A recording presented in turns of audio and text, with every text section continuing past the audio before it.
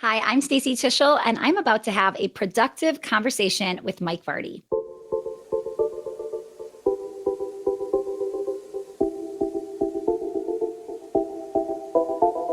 Welcome to A Productive Conversation. It's me, Mike Vardy, your host, and this week I am joined by Stacy Tuschl. She has written the book Implementation Code: Unlocking the Secret to Getting It All Done. So you want to hear that secret. She's going to unlock it, and we're going to get to that during our conversation today. She says productivity makes her tick, and I totally believe it. You know, when we're dealing with overwhelm and all that stuff, this book addresses that. She also covers how to get unstuck and work through fear and seeking accountability. You know, whatever the topic, Stacy's very intentional about providing engaging content and conversation as well as actionable items.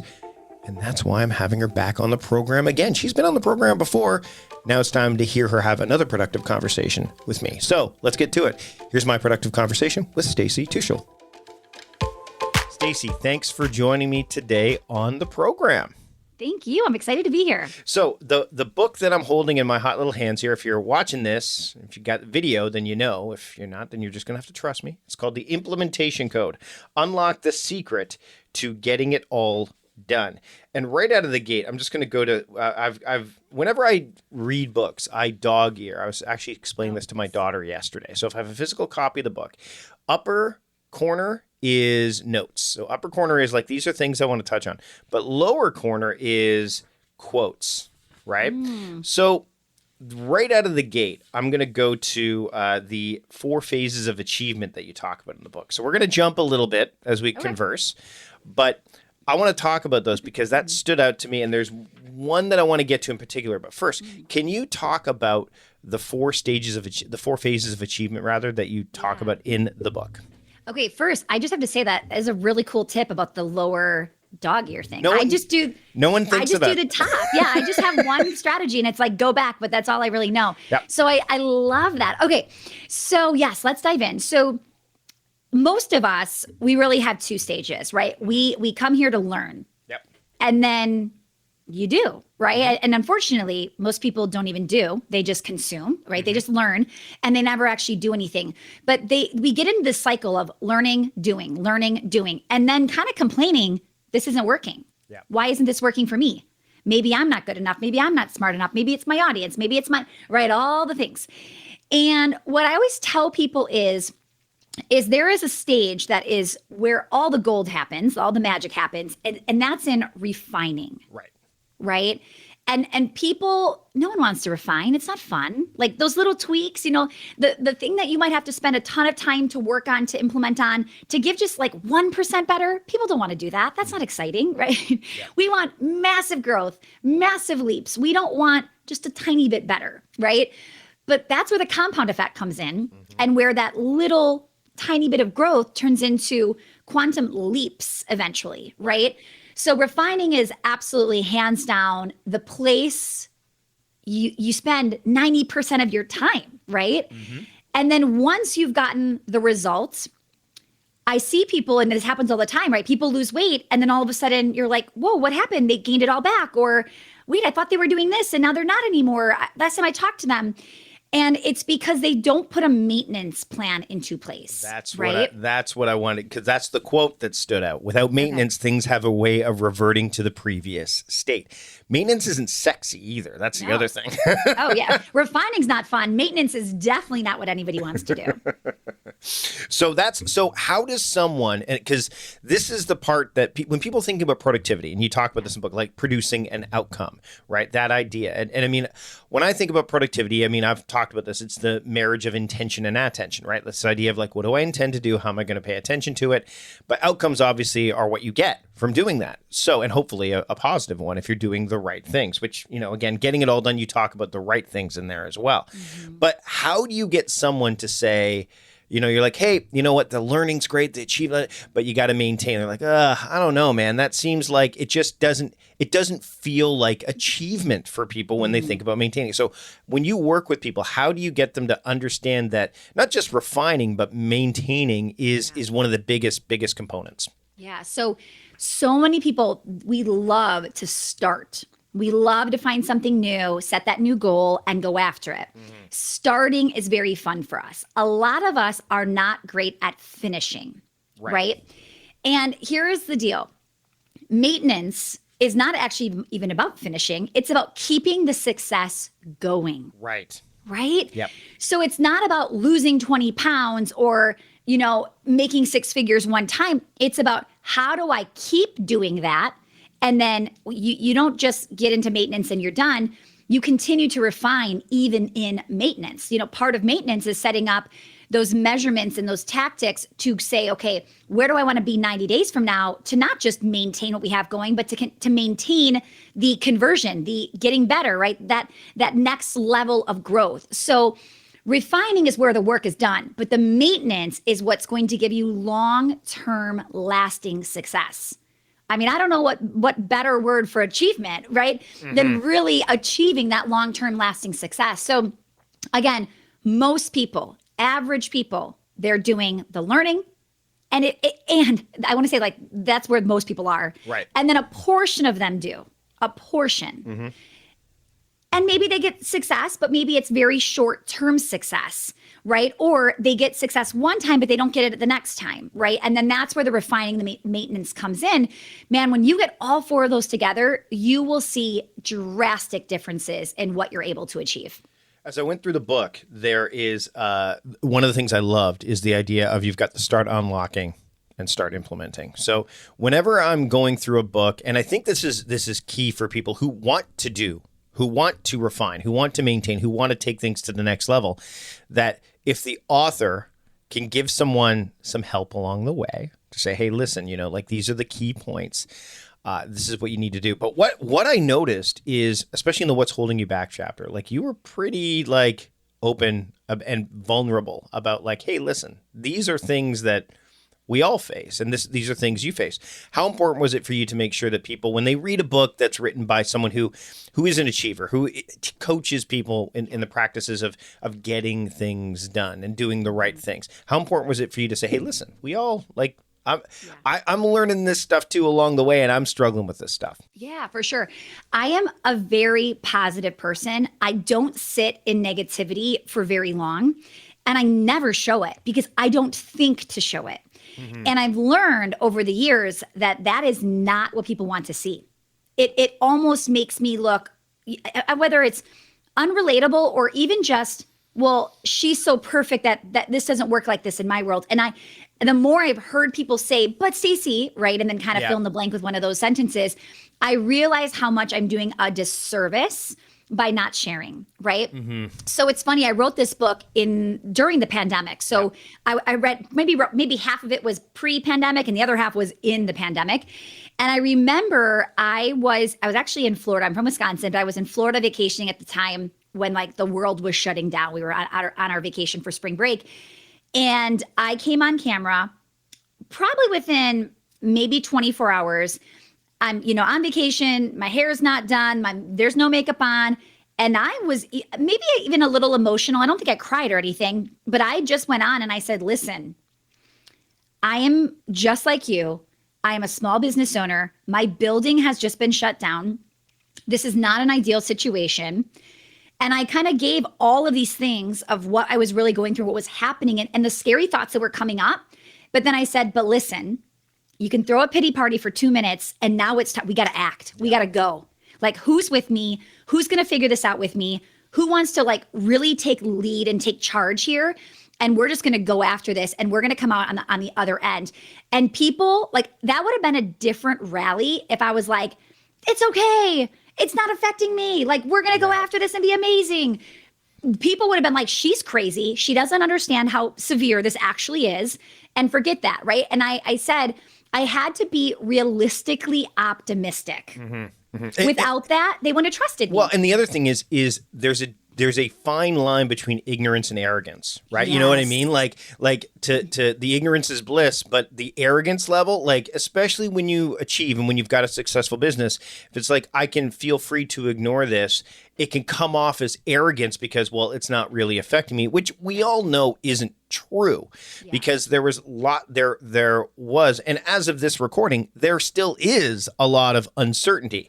Yeah. And that's one of the things that I think people need when they read a book like this. The implementation code, the word code basically says, here's a framework. Here's a here's a guide. Here's something that you can use in your own life, which, I mean, obviously my life's different than your life's different from the next person's life, to kind of engineer as the certainty that you will need to navigate uncertain times. And right now, I mean, how did that affect you when you were writing this book, knowing, okay, we're in real uncharted waters at this time? Like we have no, I'm going to put this out there because I think that people need this. Like they need that, maybe not life raft, but that certainty, that map. Yeah. Was that the impetus for you putting this together now? Or was this always kind of in the throes and then all of a sudden, oh, the world's shutting down. Yeah. And now do I do it or do I wait? Yeah. Oh, good question. So yeah, and I don't even remember what chapter it is where I actually said I'm actually in the middle of this pandemic. But that is when it happened. Whatever chapter that was. You thought about it probably throughout, but yeah, it definitely comes up. I can't remember where either, but there is a point where you're like, Yeah. And it really was. Pandemic had not happened at the time I was writing whatever chapter I was in. And then it was here and it was there. And, I think it made me think about it. I probably wrote a very different book, to be honest, because I might not have been thinking about, when it gets ugly, when it gets bad, when it gets to the scary unknown, if I would have tackled that angle as much as I did. But man, when I was in there, debating what am I going to do? And how do I get through this? The word implementation, it's constant, right? You really have to do to get through this kind of stuff. And truly, I think it just made me open my eyes even more to really like what the real world looks like. And when people get stuck, it's usually because something isn't going their way. We just had like the most extreme situation at the time that I was writing this to be able to tie that in. But it really is, it's easy to do when things are easy. Right. Now, one of the things I want to bring up, and this, I don't think this is, as I was going through the book, I don't think this is overtly stated. Okay. But as somebody who's read their fair share of this stuff and lives in this, it was there. It was subtly underneath.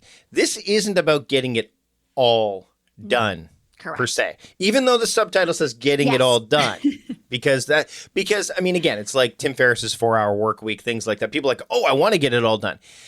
How important is it for you? And you talk about this and you touch on this in the hyperfocus chapter where you talk about the quarterly master 3 goals. And I want to talk about that. But how important was it for you to kind of get people in the door and then say, wait a minute, hold on a second. This is about getting the right things done. Like, why was that key for you? Because I think when people think about achievement, they think about as much as I can possibly do or as much as there is out there, as opposed to what should I really be focusing on? Yeah. So I think, the more success I achieve and the more people want me to tell them how I'm doing it and what I'm doing now, it's funny because it's basically what I was doing, but a whole lot less than before. And it's because we're refining, right? Yeah. We're going back to that word. We are cleaning up. If I were to share with you my goals for 2022 and I don't have them solidified yet, it's basically just cleaning up 2021's goals. It's getting them tighter. It's getting them stronger, probably taking some things off of my plate that I had before. And yes, of course, I put it in the subheadline because I knew who I was talking to. Yeah. The person who is like, just help me get this done, right? Yeah. And it's a question I always hear people ask me. And, in that conversation, I'm always very truthful of, listen, I appear to be getting a lot more done than you actually realize, or you don't see how many things I just had to cross off my plate and get rid of, completely delete, or maybe completely delegate. I have an employee right now that's overwhelmed. And I said to her, show me your to-do list. Just give it to me right now, right?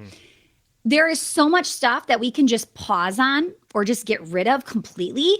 And when you tell people that, they're like, oh, no, this is the list. I have to get the list done. And I just kind of go back and say, but how much of this list is actually going to move the needle?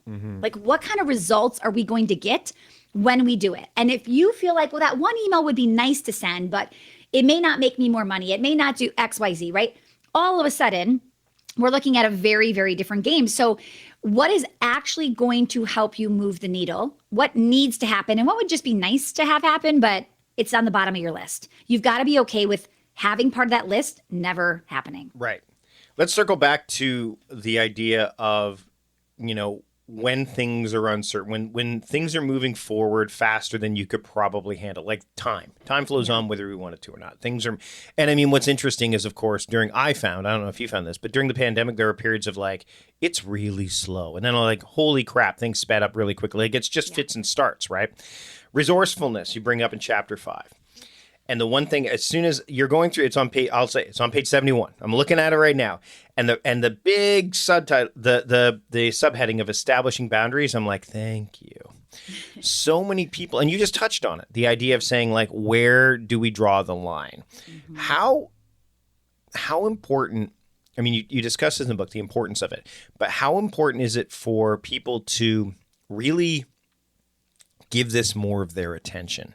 Because we hear about the quantitative productivity stuff, like the let's check off, let's get to inbox 0, let's get that to-do list down but it's that softer stuff, the stuff that's soft, but then once you put it in place, and again, you talk about like codifying it, you put it in place, people are like, oh, this is making everything maybe not necessarily easier, but certainly simpler. So in terms of boundaries, what are your suggestions for people who are either they don't know how to set them, or when they do, they don't know how to, here's that word again, maintain them? Yes.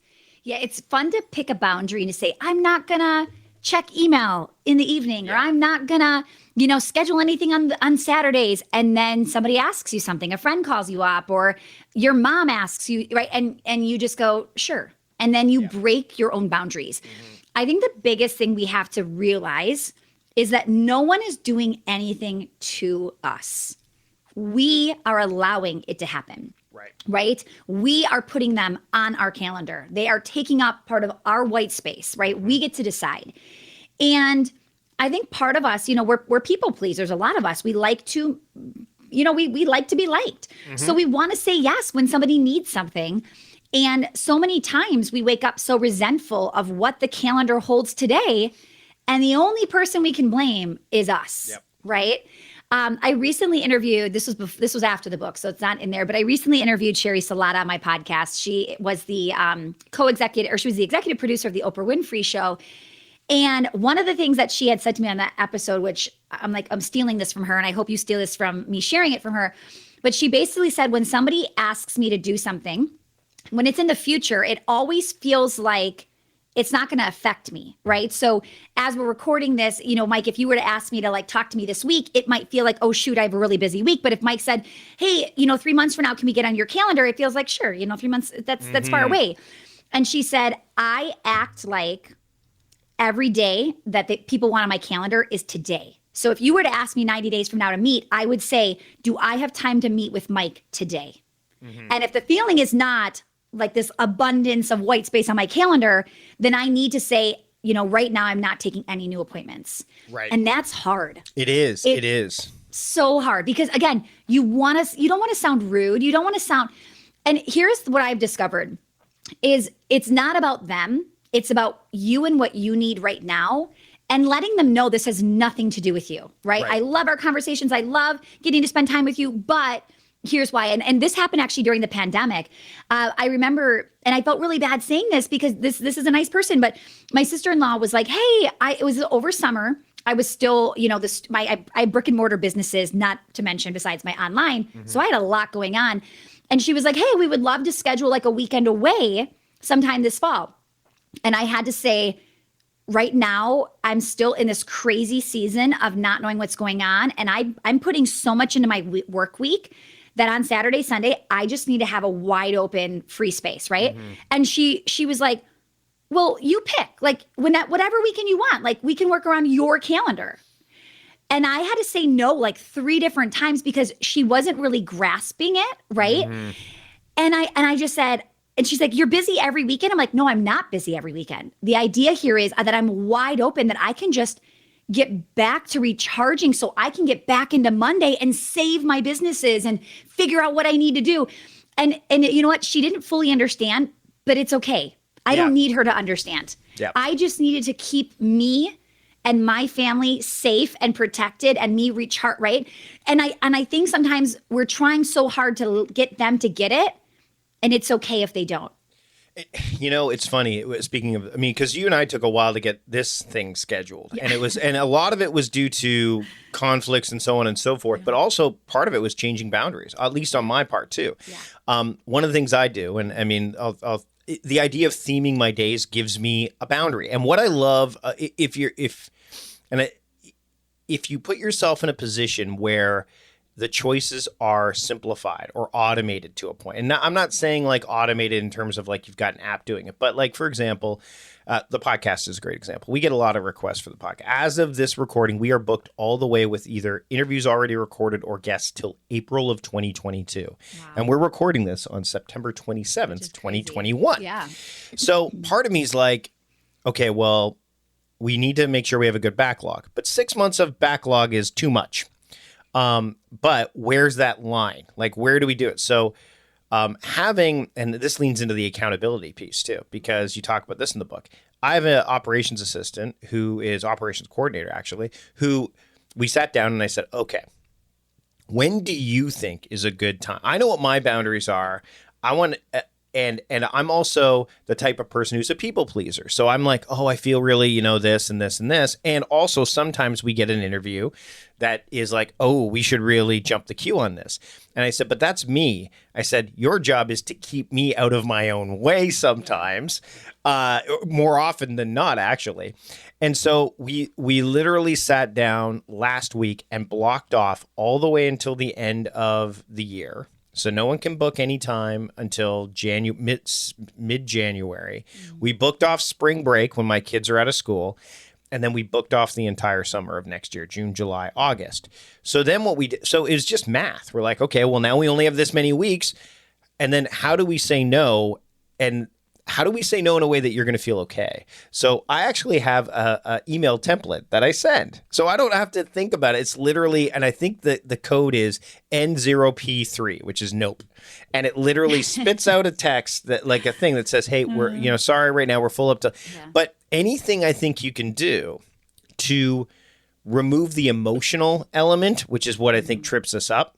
Yeah. And which makes us, and we get defensive. Like we have to have this amazing excuse for you to understand why we're doing this. Right. The whole conversation that you had to have where it's like, okay, no. Okay, let me try it this way to say no. Okay, let me try it this way to say no. It happened to me this past week, and we had some friends that were, my wife said, hey, would you want to be social tonight? And my gut instinct initially was not really. Like, I've been busy. But my wife is not, my wife's fairly introverted. So she's like, I'm like, well, she wants to be social. So, and by the time we got to the point of, it turned into...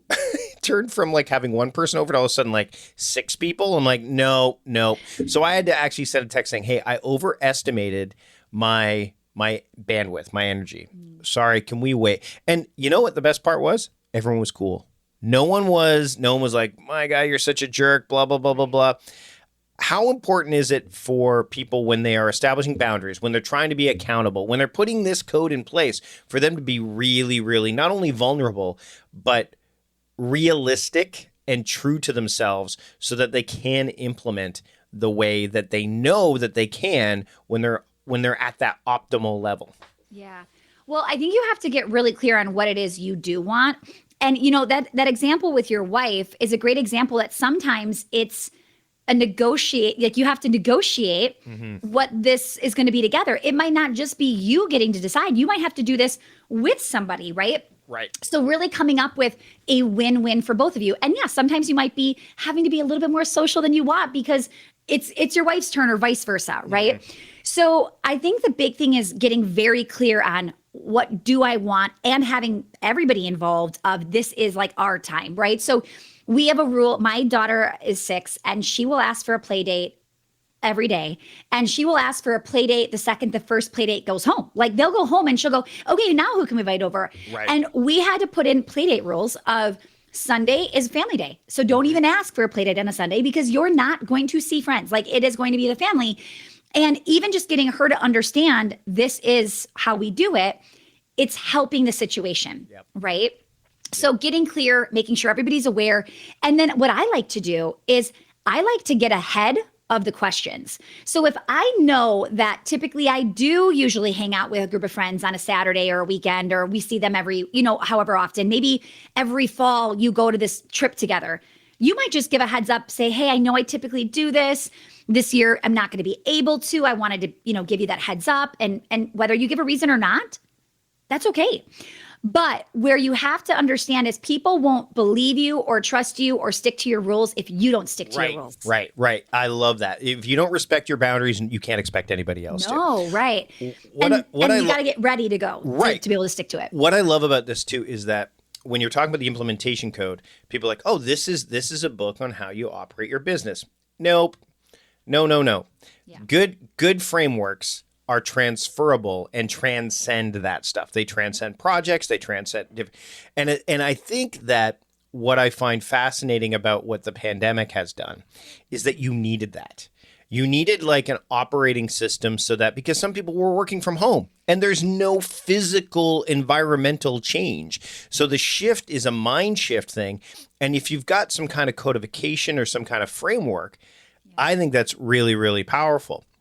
And I wonder, and I'd love for you to feel, is as you were going through the process of writing this book, either in the initial phases where like, I need to make something that is that covers, so when people go home, they don't go, okay, well, now it's time to be different. Or was it something that kind of organically happened through the process of writing, like, wait a minute, this like we just shifted the conversation on this conversation as well, like on this episode where we're like, hey, let's talk about work. Oh, now we're talking about getting together with friends. Like, like was that incidental or was it intentional? Yeah. I was very intentional. And one of the reasons is because I have a lot of people, I'm a business coach. I work with business owners, but I have a lot of friends or people that were following me. Like we hired somebody that listened to my podcast and she doesn't have a business. And I said, why have you been listening to my podcast, which is a business podcast, for 3 years and you don't have a business? And it's just funny how some people will say, well, I can, make this relate to what I do. And I like the way you teach. And I remember thinking, I want something that my high school friend could pick up and read and get value out of. I want something that somebody might be in a corporate job and they want to just be more successful, or they want to lose weight, and I just remember thinking, I want this really truly to serve more than I typically serve, right? And to have that wider audience. But yes, I am very, like, you'll read it and you'll get some great business advice, but we also do have strategies and samples of things that have nothing to do with your job or your career or anything. And it's just because how you do one thing is how you do everything, right? Yes. So if you want to learn how to drink more water, it's actually the same way as how to grow your business. It's crazy when you figure out how to set habits, but they really are universal. So last thing before we wrap up, remember I said the bottom right has quotes and so on and so forth. So there's a call out box in here. And this was one, and I think it relates back to some of the stuff we were talking about earlier about friends and relationships. Evaluate relationships, tasks, and goals. And you touched on this earlier. And decide if it may be time to let them go. So we talked about the to-do list. You're talking to your employee saying, let these things go, let these things go. We talked about setting boundaries. The tricky part, I think, and this is where I think it kind of, again, that way of operating transcends the business, is the idea of letting relationships go, of letting personal stuff go. How do you encourage, or how do you give someone the fuel to sit down and do that evaluation? Because that's the stuff that we push aside, because it's not only unpleasant, but it's also the very thing that we need to do. Yeah. Oh, yeah. I mean, the first thing I would say, and I always tell people, you're not announcing to the world, oh, by the way, Mike, you and I are no longer friends. Yeah. You're not gonna publicly unfriend them on Facebook and have them go, wait a minute, what? No. This is a secret evaluation, right? No one's gonna know. Yeah. So what you're doing is you're sitting down with yourself and you're really asking, who am I spending the most amount of time with? Like, what are those relationships? Who are they? And then you're asking yourself, do I like the person I am when I'm with this group of people or this person, an individual? Am I being a better version of myself, or are they I shouldn't say they, am I allowing them to pull me down? Right. There are people that, maybe you gossip a little bit with a little bit more, you're a little bit more negative, or right. Or you eat worse when you go out with them to dinner, or bad habits happen, right? There are people there. Some people bring you up and some people pull you down, right? And it's time for you to decide, where do you feel the best? Like, where do you want to be? If you are here, I know you're here because you want to be a better version of yourself, right? Well, it's really hard to continue to be a better version of yourself when people are pulling you down, right? Yep. So this is one of those things where I think I heard this from Darren Hardy, but he basically had said, I'm not saying you can't hang around your high school friends, right? Or whoever the group is that you're hanging out with, that maybe you're like, time to let go. But maybe they're not like a daily phone call anymore or daily texting. Maybe they're those people you hang out with once every 90 days. Or maybe the neighbor across the street who gets you, it's like a drinking buddy and you're always there till 3:30 in the morning on Friday. Maybe that's like a once a month or a once a quarter or once a year activity. You just lessen the frequency. And that's if you still want to hang out with them. Right. It's all about, I think about this, and I mean, I throw pro wrestling a lot into what I do. But Dwayne "The Rock" Johnson, you say, know your role. Like, know their role, know the role that they play. There's people that I hang out with, and this was particularly hard during the pandemic because most of the people that play in the same space are on the other side of the border. So it's very challenging to go be around them. And most of the people that are here are not in that same space. They have a job that's not as risky. They're not as entrepreneurial. But knowing that their role and being aware, I think that's the key too, right? Like that awareness and constantly or consistently, maybe not constantly, feeding that awareness so that you don't lose sight of it. Yeah. And that's the great thing about when you're reading this book is that really, ultimately, what I think this does is heightens your awareness. It gives you that it gives you not only a pattern, but it's a simple pattern that that fosters awareness so that you're not going to get lost in the minutia of it. Because you don't want something to be complicated. Complexity is fine when it's handled accordingly, but what you put in this book, Stacy, is rock solid, and I appreciate you taking the time to be with me today to discuss it. Yeah, thank you so much. I appreciate it, and I think I love how we're ending because I really do think this is one of the most powerful places, right, in your life that you might not realize. And even being here with Mike and I, we're not here together in person, but you're feeding your mind with a positive conversation. Right? Even ask yourself, like, should I be binging Netflix right now? Should I be jumping over here? Should I be reading this book, that book? Wherever you can replace some of the maybe more negative with the positive, your life will be so much better. The book is called The Implementation Code, Unlock the Secret to Getting It, air quotes, all done.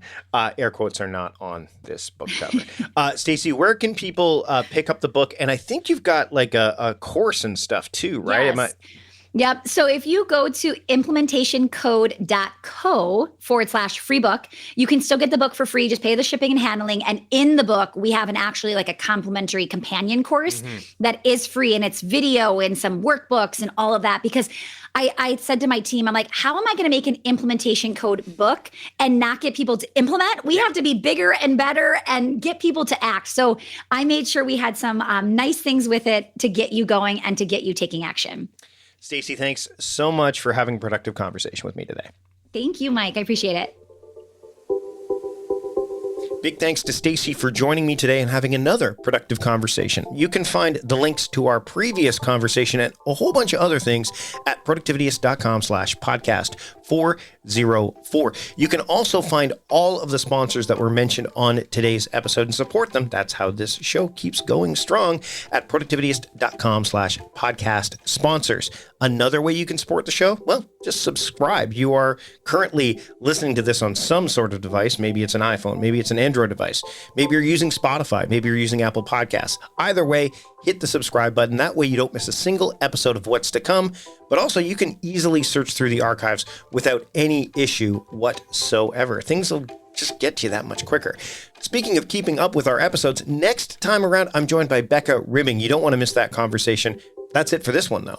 Until next time, I'm Mike Vardy, the host of A Productive Conversation, reminding you to stop doing productive and start being productive. See you later.